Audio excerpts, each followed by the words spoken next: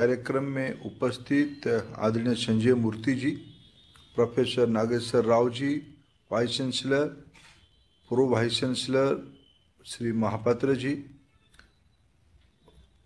इग्नो के हेडक्वार्टर में तथा रीजनल सेंटर्स में उपस्थित सारे फैकल्टी मित्र, अन्य अधिकारी मित्रगण, अतिथिगण और हमारे प्रिय छात्र सज्जन, मैं सभी को शुभ संध्या। मैं आप सभी का आभार प्रकट करता हूं। आपने इग्नो के द्वारा आयोजित इस कार्यक्रम में अगरतला, पोर्ट ब्लेयर, बेंगलुरु, पुणे, जम्मू, नोएडा ऐसे 5 जगह में नया भवन की लोकार्पण, 6 जगह की नया भवन की लोकार्पण तथा विजयवाड़ा की रीजनल सेंटर की भूमि पूजन और इलेक्ट्रॉनिक मीडिया प्रोडक्शन सेंटर की अपग्रेडेशन, ऐसे सारे प्रकल्पों की इस कार्यक्रम में आप सब शामिल हुए हैं। आप सभी को शुभेच्छा। इग्नो देश में अपना एक विश्वसनीयता बनाई है। पिछले कई दशकों में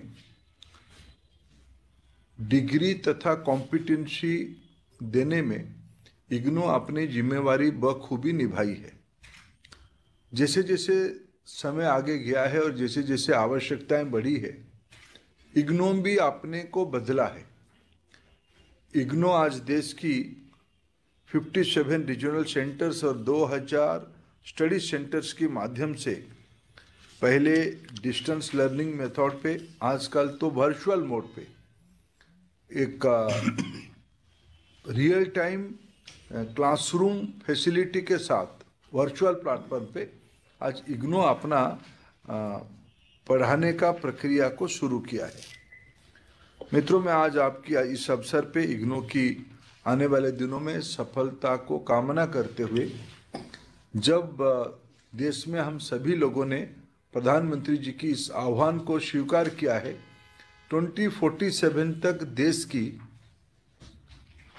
देश को एक डेवलप्ड इकोनॉमी बनानी है, $30 ट्रिलियन साइज की इकोनॉमी बनानी है। आज हमारी साइज $4 ट्रिलियन है। हम नंबर 5th इकोनॉमी है। ये आने वाले 25 साल की प्रवास में डेवलप्ड इंडिया की टारगेट को पूरा करने में अगर पहला शर्त क्या होगा, पहला शर्त होगा कि भारत की कॉम्पिटेंसी को बढ़ानी पड़ेगी, विशेष करके नई पीढ़ी की कॉम्पिटेंसी को बढ़ानी पड़ेगी। भारत की जिस प्रकार की विषमता है, भारत में लोगों की जो स्थिति है, उसमें अपने सामाजिक उत्तरदायित्व को पूरा करना, फिर अपने कैरियर को भी एक राइट ट्रैक पे रखना, ये एक बैलेंस लोग करते हैं।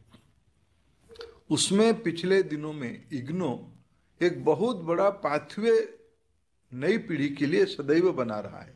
केवल नई पीढ़ी के लिए नहीं, मेरा अनुभव इग्नो के साथ ऐसा है, जो वर्कफोर्स हमारा काम करता है, हमारी आबादी में जो लोग विभिन्न प्रकार के काम करते हैं, किसी कारण से वो जो विद्यार्थी रहे, उनकी इच्छाकृत जो पढ़ने की उनकी मन में इच्छा थी, या उनकी प्रोफेशन में जो आवश्यकता है, उसको किसी कारण से वो पूरा नहीं कर पाए फॉर्मल इंस्टीट्यूशन में। क्वालिटेटिव कंटिन्यूटी के साथ, क्वालिटी कंटिन्यूटी के साथ इग्नो ने उस काम को पूरा किया है। ना केवल इग्नो ने यूजी कोर्सेज चलाई है, मास्टर्स कोर्स भी चलाई है, प्रोफेशनल कोर्सेज भी चलाई है और रिसर्च काम भी कर रहा है। फॉर्मल इंस्टीट्यूशन में क्वालिटी पीएचडी भी पूरा हुई है। ये सारे अनुभव बड़े सुखद रहे हैं। देश में डिजिटल यूनिवर्सिटी की कल्पना की गई है, लेकिन मैं मानता हूं इग्नो अपने आप में एक डिजिटल यूनिवर्सिटी है।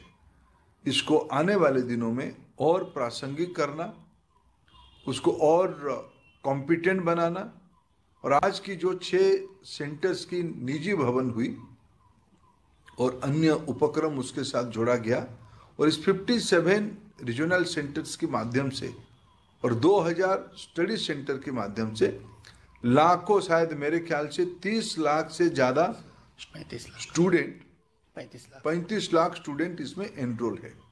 ये ग्लोबल कम्युनिटी भी उसके साथ धीरे धीरे जुड़ रहा है। इंडियन डायस्पोरा के लोग तो जुड़ ही रहे हैं, लेकिन जैसे अभी हमारे वाइस चांसलर महोदय ने उल्लेख किया, ग्लोबल साउथ की बहुत सारे देश धीरे धीरे हमारी ओपन यूनिवर्सिटी की प्लेटफॉर्म पे आएंगे, डिजिटल प्लेटफॉर्म पे आएंगे, इसमें कोई संदेह नहीं है। भारत की कुछ बुनियादी सुविधा है, हम नेचुरली एडवांटेज है हमारे पास। डिजिटल पब्लिक इंफ्रास्ट्रक्चर उसमें से एक है। हमारी आज की भी नेटवर्क 4G 5G के अंदर है। हम दुनिया के अंदर 6G को अपनाने वाले पहला देश हो सकते हैं, या एक प्रारंभिक देश हो सकते हैं अन्य एक दो देशों के साथ साथ। इसकी सबसे मेरे को व्यक्तिगत रूप में लगता है किसी को ज़्यादा लाभ मिलेगा तो एजुकेशन फैटर्निटी को, एजुकेशन की दुनिया को ही मिलेगा। और एजुकेशन में भी इस प्रकार की जो हमारी आर्किटेक्चर है ओपन यूनिवर्सिटी, उसमें ओपन यूनिवर्सिटी उसकी फोरफ्रंट में रहेगा। लेकिन चुनौती है मेटावर्स की दुनिया में क्वालिटेटिव एजुकेशन रियल फील के साथ आज हम टेक्नोलॉजी के यूज करते हुए हम दे सकते हैं, लेकिन वो लेक्चर ऐसी इंटरेस्टिंग होनी चाहिए, करिकुलम और उसकी कंटेंट फ्यूचरिस्टिक होनी चाहिए, रूटेड भी होनी चाहिए। जैसे एनईपी ने रिकमेंड किया है, इग्नो ने खुद को ऐसे ही ढांचे में डालना शुरू किया है। मैं इग्नो को बधाई देता हूं। लेकिन ये फिजिकल इंफ्रास्ट्रक्चर के साथ साथ कंटेंट में इग्नो कंटिन्यूसली, मैं कई यूनिवर्सिटियों को देखा हूं, लेकिन इग्नो के साथ मैं एक एडवांटेज दिखता हूं। इग्नो के पास कोई तुरंत स्टूडेंट प्रेशर नहीं रहता है। जो एकेडमिक कम्युनिटी दिल्ली में बैठते हैं, उनको सोचने का, नया चीज़ों को जानने का, इनोवेट करने का एक मुक्त अवसर है। मेरा अपेक्षा रहेगा आज की सारे प्रोग्राम में उपस्थित फैकल्टी मेंबर से आप लोग इस अवसर को यूज करते हुए एक distance learning, digital learning and technology driven learning methodology में हम इग्नो को एक दुनिया की इंस्टीट्यूशन हम बनाएं। आज के अवसर पे मैं इतना ही शुभेच्छा आपके साथ शेयर कर पा रहा हूं। आप सभी को बहुत बहुत धन्यवाद। नमस्कार। बहुत बहुत धन्यवाद सर, आपके मार्गदर्शन और